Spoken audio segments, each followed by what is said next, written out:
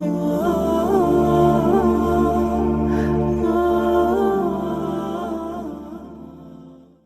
علیکم ورحمۃ اللہ وبرکاتہ۔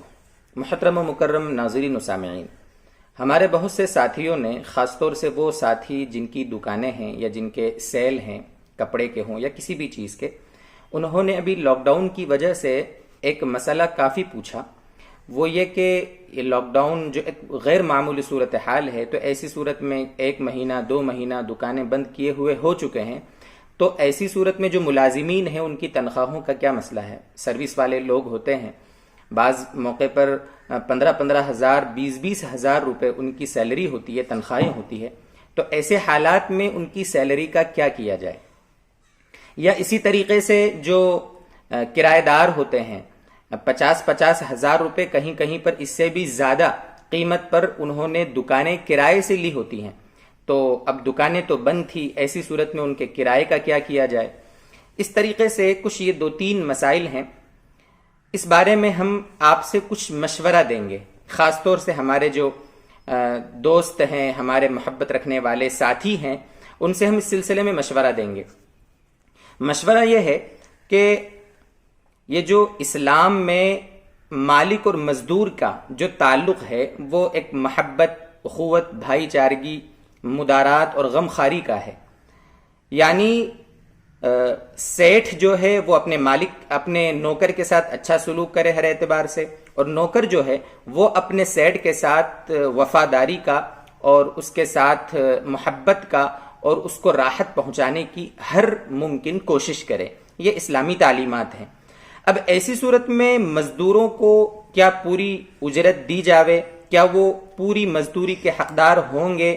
کرایہ دار جو ہیں کیا وہ اپنے مالک دکان یا مالک مکان کو کیا پورا کرایہ دیں گے؟ اس بارے میں مشورہ یہ ہے دوستو بزرگوں کہ آپس میں مزدور اپنے سیٹ کے ساتھ مل کر، کرایہ دار اپنے مالک کے ساتھ مل کر آپس میں سمجھوتے کی کوئی کوشش کرے، بین کوئی شکل نکالے، درمیانہ کوئی شکل نکالے، کمپرومائز کرے۔ مالک یہ کہے کہ میں 1 روپیہ بھی اپنے مزدور کو نہیں دوں گا اس لیے کہ میری دکان بند تھی، یہ مزدور کے ساتھ حق تلفی ہوگی۔ یا مزدور یہ کہے کہ میں اپنے سیٹ سے پوری میری سیلری ہے وہ پوری وصول کروں گا، پوری اپنی تنخواہ وصول کروں گا، اس سلسلے میں بھی یہ زیادتی ہوگی سیٹ کے ساتھ۔ اس لیے دوستو بزرگوں کمپرومائز کیا جائے۔ بیچارہ سیٹ بھی مجبور ہے، اس کی حالت بھی پتلی ہے، مزدور بھی بیچارہ پریشان ہے، چونکہ اس کا گھر خرچ جو چلتا تھا وہ سیلری پر چلتا تھا، وہ کیا کرے گا؟ تو بین شکل نکالی جاوے، یا تو آدھی تنخواہ دے دی جاوے، آدھی تنخواہ یا اس کا کرانے کا سامان خرید کے دے دیا جاوے، گھر خرچ اس کا چل جاوے، اس طریقے سے درمیانی شکل نکالی جاوے۔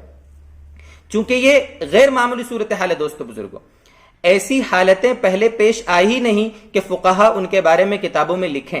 پورے ملک کا مہینوں بند ہو جانا، پورے مارکیٹ بالکل ختم ہو جانا، یہ دوستو بزرگوں ایک غیر معمولی صورتحال ہے۔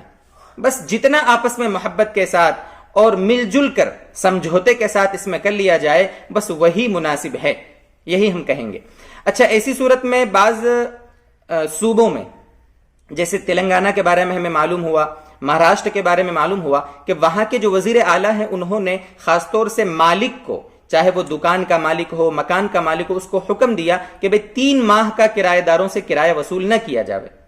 تو دیکھو یہ حکومت کی طرف سے ایڈوائزری بھی ہے، اس لیے جو مالک ہے وہ جہاں تک ہو سکے اپنے کرایہ دار کے ساتھ محبت کا، اچھائی کا اور حسن سلوک کا اس کے ساتھ برتاؤ کرے۔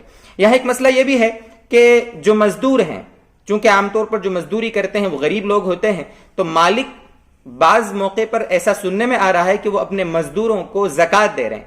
دیکھیں دوستو بزرگوں، زکوٰۃ دینا ایمان والا ہو اگر اور مستحق ہو تو یقیناً اس کو زکوٰۃ دینا جائز ہے، اس میں کوئی حرج نہیں ہے۔ اس لیے جو مالک ہے وہ اپنے مزدوروں کو، مسلمان مزدوروں کو زکوٰۃ دے سکتے ہیں، اس میں تو کوئی حرج نہیں ہے، لیکن ان کو یہ وضاحت کی جاوے ان کے سامنے کہ یہ تمہاری تنخواہ نہیں ہے بلکہ ہم یہ تمہاری امداد کر رہے ہیں، اس طرح بول دیا جاوے، دل میں زکوٰۃ کی نیت کر لی جاوے، اور وہ مستحق ہے سامنے والا تو دل میں زکوٰۃ کی نیت کر کے اس کو زکوٰۃ دی جا سکتی ہے۔ البتہ یہ وضاحت کی جاوے کہ یہ تنخواہ نہیں ہے، تنخواہ تو آپ کی جو بھی ہم دیں گے، آدھی دیں گے یا گھر خرچ دے دیں گے، وہ الگ مسئلہ ہے۔